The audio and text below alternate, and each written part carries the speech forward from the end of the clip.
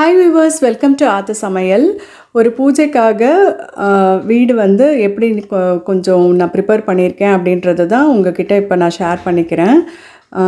சாஸ்நாம பாராயணம் பண்ணுறேன். நான் முந்தின நாளே வந்து எல்லாமே நான் ப்ரிப்பேர் பண்ணி வச்சுட்டேன்.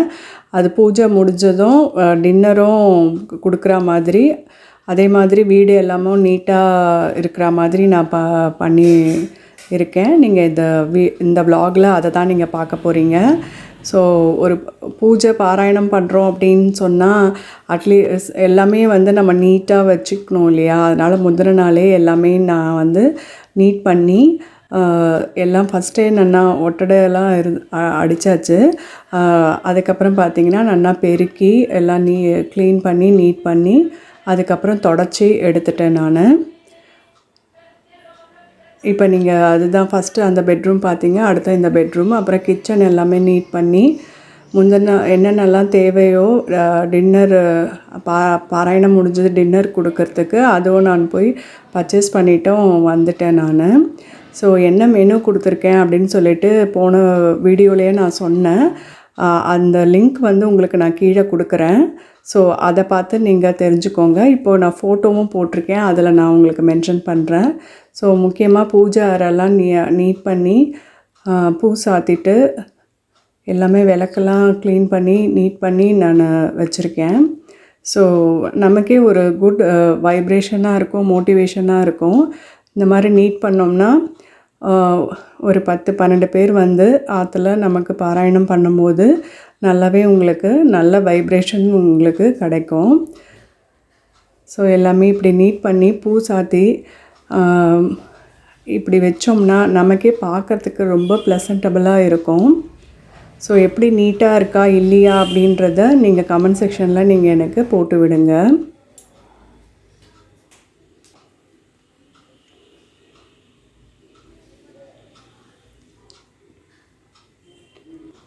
ஸோ இப்போ என்ன தளிகை அப்படின்னு அந்த அன்னைக்கு நான் பார்த்திங்கன்னா முந்தின நாள் நான் கீரை கூட்டு பண்ணேன். அதுக்கப்புறம் வெந்தய குழம்பு பண்ணியிருக்கேன். அதுக்கப்புறம் no garlic no onion concept தான். இது வாழைக்காய் பொடியாக நான் வந்து வறுவல் பண்ணியிருக்கேன். அப்புறம் நைட்டு வந்து கொஞ்சமாக வந்து மஞ்சத்தூள், கசூரி மேத்தி இதெல்லாம் போட்டு சப்பாத்தி பிணைஞ்சி எடுத்துகிட்டு அதுக்கப்புறம் பன்னீர் ஸ்டஃப் பண்ணி நான் வந்து இந்த மாதிரி தவாவில் போட்டு எடுத்து கொடுத்துட்டேன். நல்லா எப்படி எழும்பி வந்திருக்கு பாருங்கள். ஜஸ்ட்டு இது மாதிரி ட்ரை பண்ணுங்கள். நான் இந்த ரெசிபி வேணும்னா சொல்லுங்கள், நான் உங்களுக்கு போட்டு விடுறேன். நல்லா எழும்பி வந்திருக்கு. ஜஸ்ட்டு பிசைஞ்சிட்டு கொஞ்சம் மஞ்சத்தூள் இதெல்லாம் போட்டு பிசைஞ்சிட்டு அதுக்கப்புறம் வந்து பன்னீர் ஸ்டஃப் பண்ணி நான் இந்த மாதிரி பண்ணியிருக்கேன். உங்களுக்கு வேணும்னா ஒரே ஒரு உருளைக்கிழங்கு போட்டு கூட நீங்கள் பிசைஞ்சு எடுத்துக்கலாம். ஸோ நான் இன்னும் நல்லா குழந்தைங்களுக்கு கொடுக்குறதா இருந்தால் கீ அப்ளை பண்ணி கொடுக்கலாம், இல்லை பட்டர் அப்ளை பண்ணி கொடுக்கலாம்.